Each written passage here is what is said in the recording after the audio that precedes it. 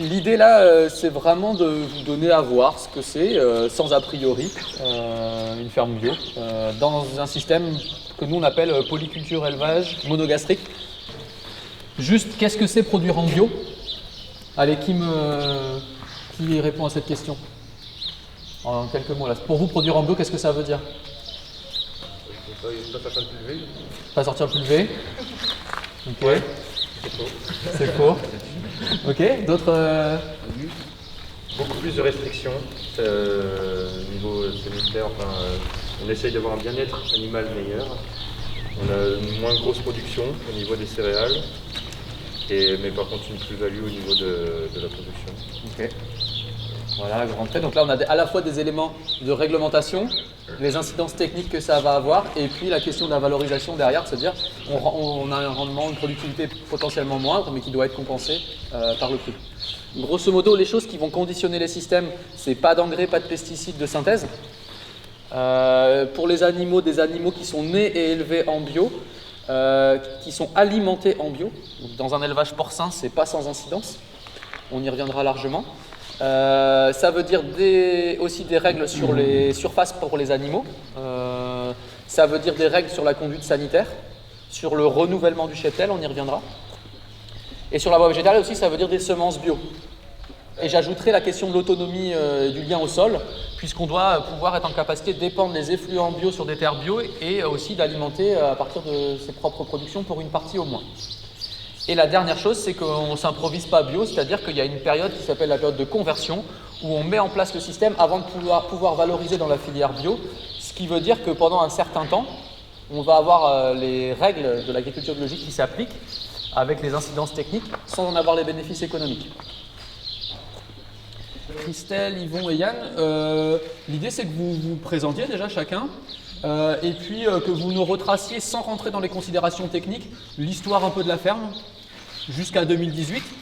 Et puis ensuite, bah voilà, vraiment la mise en place de la bio, on va l'aborder plus en détail ensuite dans les ateliers. En fait, on était installé sur notre ferme de manière, si on veut, classique. Et la filière porcine, en fait, on avait un peu marre parce qu'on décidait on décidait pas de nos prix, on décidait de nos coûts de production par la fabrique et tout ça, mais au niveau vente, ça ne nous faisait plus en fait ce qui se passait. Ce qui se passait dans la filière, donc des cochons achetés pas cher, et puis en sachant très bien que derrière il y avait des plus-values de fait. Et après, un autre aspect, c'est que voilà, mon papa, en 2008, a eu un premier cancer du poumon. En 2009, il a eu un cancer du cerveau. Et il a eu, c'est pas gai ce que je dis, mais juste pour ça a beaucoup influencé notre démarche. Et puis moi, j'avais au départ en retraite de mon père, c'est moi qui ai pris la partie culture, donc le vulgarisateur. Et puis j'en avais marre en fait d'aller traiter, je me sentais en danger. Vous avez vu la situation de la ferme, en fait les terres sont beaucoup autour, on est avec des gens qui habitent autour, donc aller pulvériser quand il y a des gens dans les jardins, enfin je ne sais pas, j'allais la nuit, mais c'était une grosse contrainte et ça me pesait de plus en plus de faire ça. Ouais, puis nous, le système tout sur Caillebotis en port, ça devenait pesant, commencer le matin et ressortir le soir sans voir la lumière du jour. On avait de plus en plus de problèmes d'odeur. Donc ça mûrissait dans notre tête. On avait l'envie de changer pas mal de choses, mais on ne voyait pas trop comment couvrir des fosses. Après, on a commencé un peu à faire de la vente directe. Et on s'est posé la question de faire les porcs qu'on vendait sur paille, parce qu'on avait des bâtiments qui étaient fatigués, donc on aurait pu les ouvrir. Et puis on a commencé à parler un peu de la bio. Et puis Yann s'est fait une luxation à l'épaule, donc il a été arrêté 6 mois. Donc ça lui a permis de poser les choses et puis de voir la faisabilité, parce que quand on a des bâtiments comme ça, tout était amorti. Donc en gros, on n'avait plus qu'à rouler, quoi. Mais Non, c'était rendu dans les tuyaux qu'on voulait, on voulait le changement. Donc du coup, on a fait le grand écart et puis on a décidé de tout casser. Et vous allez voir après que ouais, 2 ans et demi de travaux, mais on est fiers de ce qu'on a fait. Et pour rien au monde, je retournerai sur Caillebotis.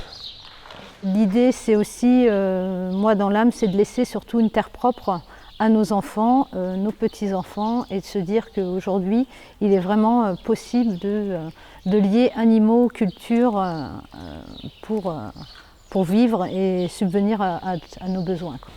Voilà.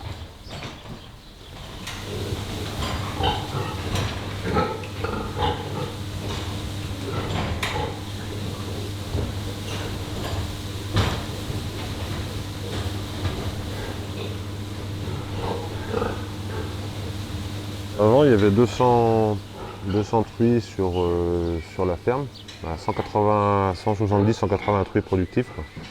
On sortait à peu près 4500 et 5000 porcs charcutiers par an. Aujourd'hui, c'est vrai qu'on a 112 truies. On a divisé la production porc par 2, multiplié la surface par 3 au niveau bâtiment. 2 hectares pour une truie et sa suite. Voilà, c'est 2 hectares, 2 hectares et demi, c'est un ratio que l'on peut avoir. Donc ça, c'est vraiment la règle pour se dire voilà, comment on va avoir un système où on va avoir un lien au sol fort, on va être en capacité de dépendre les effluents sur les terres bio et on va être capable de produire une grande partie de l'alimentation, enfin des matières premières nécessaires à la formulation des aliments.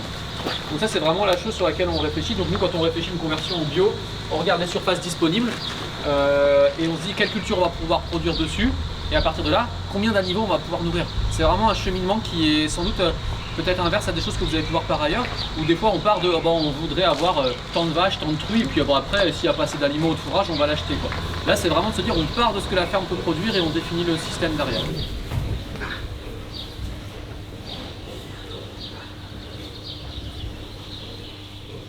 L'idée aussi, c'est aussi de ne pas être tout le temps à fond dans le boulot, c'est aussi de se garder du temps aussi pour soi, se dire ben, il y a le travail, mais aussi on a la famille à côté, et puis on peut vivre à côté tout en ayant, parce qu'on a des semaines chargées, des semaines moins chargées, où on peut vaquer à nos occupations personnelles et passer du bon temps, quoi. C'est de ne pas être la tête dans le guidon quand le cours en conventionnel est mauvais, le boulot est exactement le même à le faire, comme en lait, comme dans n'importe quel système. Que là, il y a une valorisation du travail et puis c'est vachement sécurisant d'avoir une filière qui fonctionne bien. Et puis, le prix en face, quoi. Et oui, comme tu dis, profiter un peu parce que c'est pas quand on a 65 ans qu'il faut se dire merde, mes enfants, ils sont mariés. C'est trop tard.